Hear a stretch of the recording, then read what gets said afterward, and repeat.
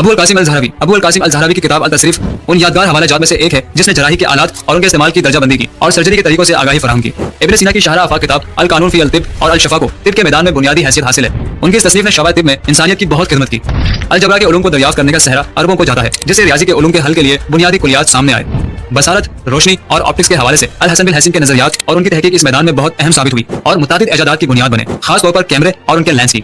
हमने तारीख के बहुत से माहिरीन और साइंसदानों की बात की, तो इसका मतलब यह है कि क्या दौरे हाजिर में अरब स्कॉलर्स नहीं है जो काबिल जिक्र हों? ऐसा हरगिज नहीं है। इंसानियत की तरक्की और फलाह में असर हाजिर के मुतादिद अरब माहिरीन मौजूद हैं। मिसाल के तौर पर मिस्री आलिम अहमद जुवैल ने 1998 में एटम बम के हवाले से मिसाली साइंसी तकनीक पेश की, जिसने सनअती दुनिया में इनकलाब बर्पा कर दिया।